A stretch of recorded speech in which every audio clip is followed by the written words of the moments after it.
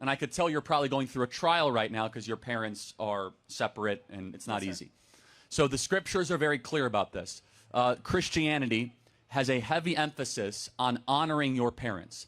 Now, to contrast that with the prior questioner, I don't think she's doing a good job of honoring her parents because she's accusing them of being in a cult.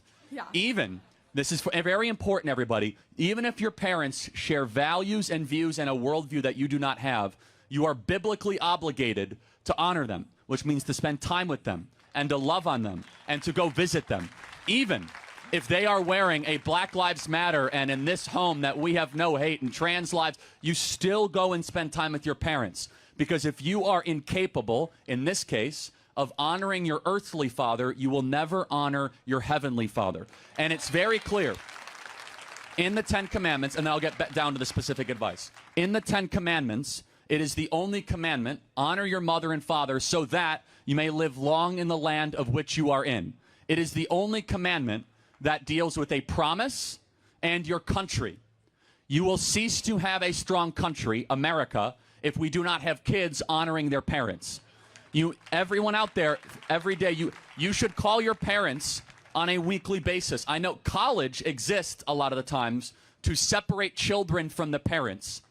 They want to try to separate you from your upbringing. Your parents aren't cool, they don't understand you, they don't share your values. The closer that you stay with your parents, even though you have disagreements, the better you will be and your nation will be. Now, to your personal advice, find out what you believe and why you believe it. If a parent ever tells you to do something that is sinful or goes against God, that is a violation of what it means to honor them. It doesn't mean you have to blindly obey them, but you must honor them, which really means to treat them heavily, basically to treat that with a lot of weight. I would instead be close to both of them. It's a very difficult situation. You're going to grow up a lot quicker because of it, and come to your own independent political views and let them be known to each appropriate parent. Well, I mean, it's kind of hard. So how would I express the different views to, say, my mom or my dad? Well, your views should be the same regardless of who you're talking to. So I think you're not old enough yet to vote, so you're still searching. So instead, I wouldn't even take strong political views. I would say, Mom and Dad. I also wanted to ask you to confirm the murky gray area again with sexual assault.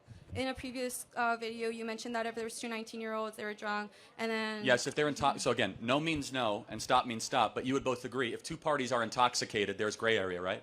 No, I don't. Actually, yes, the law says that consent cannot be given or withdrawn if both parties or either party is intoxicated. That's the law. The law here in California is that if one party is intoxicated, it is rape by either the woman or the man. That's gray area. So did you know that if you have sex with an intoxicated person, you're a rapist? Did you know that? I didn't. That's what the law says. That's what I meant by gray area. I encourage people to look into that because when it's past 2 a.m. and both parties are intoxicated, by law, they're actually both committing rape. According to California law and national law in every state, if one or both parties are intoxicated, consent is not a thing. You are not allowed to have sex with that person under that circumstance. Okay, so then, to you, then it's not a gray area.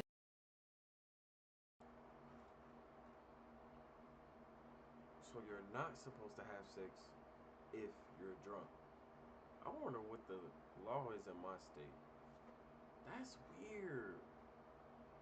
I mean, it's not weird. It's odd. That's what I should say. It's odd. But I'm gonna let them finish. It's sexual assault by law. By law. No, I'm not willing to call every single person that's had sex while they're drunk a rapist. Are you? Well, if the girl is saying no... They're both intoxicated. So what they say is irrelevant. That's the point. And no one wants to talk about this, is that according to the law, intoxication removes consent. Literally, you are not allowed to give, receive, deny, or remove consent if you are intoxicated. So the example that I was giving in that viral clip was very clear. Two people that are intoxicated post 2 a.m., who is right, who is wrong, case-dependent gray area, all while saying under normal circumstances, no mean no and stop means stop. But let me ask you another question. Do you think if two 18-year-olds are sitting on a park bench and the man goes in for a kiss with the girl and it's unwanted, did he commit sexual assault? Did he ask? Did the man commit sexual assault to try to kiss a girl? Did he ask? Did he ask? So let me be clear. A man has to ask a woman verbally before he has to kiss a girl. Is that your position? He can either ask or she can make it very known that, like, She backs How can she away make and it known? she's not- How can she, without talking, how can she make it known? She can back away. She can make a face. Same thing if they were drunk. Like, You if want to a know girl why is romance saying- has left this country? You have to ask before you kiss somebody on a first date. Excuse me, can I kiss you? Really? I think it'd be kind of romantic. Do you But understand? either way, I think regardless, just be there clear. is way to do it non-verbally. Whether How, it's well, hold on, being- non-verbally. So it's like a mind trick. No, does it's that hold a, up in hey, court I'm non-verbally? I'm backing up. You keep getting closer. I don't know why. But hold I'm on, backing if you do it up. verbally, stop, don't get near me. I'm talking about two people that are next to a park bench and they're having a good time. She can scooch. Oh, she can scooch. She can scooch And the away. guy goes in for a move. He's a sexual assaulter. No. That's what. To be consistent, unwanted kisses, unwanted sexual advance is a The sexual difference assault. is that one of them is removing consent, and the other But one she didn't didn't say even anything. realize that Hold on, he was asking for She didn't. consent. They're having a nice time. He thinks that he's getting the signals. He misreads it. All of a sudden, we're willing to call that guy at 18 years old a sexual assaulter because he went in for a move. I'm saying that the difference between that situation and the sexual assault is that she No, I'm removed saying you consent have- versus the person who they didn't realize that they were trying to initiate consent. No, but I'm saying though, in order for you to be consistent, that has to be sexual assault.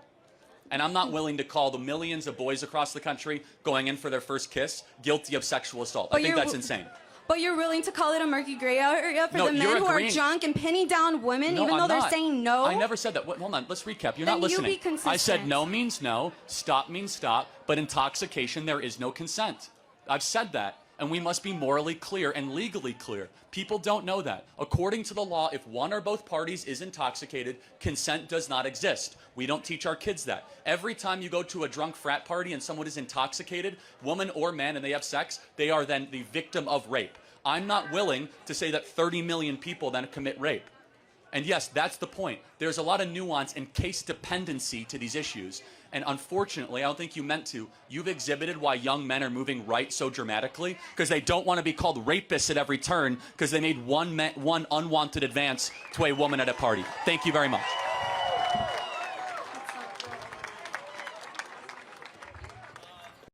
That's not good.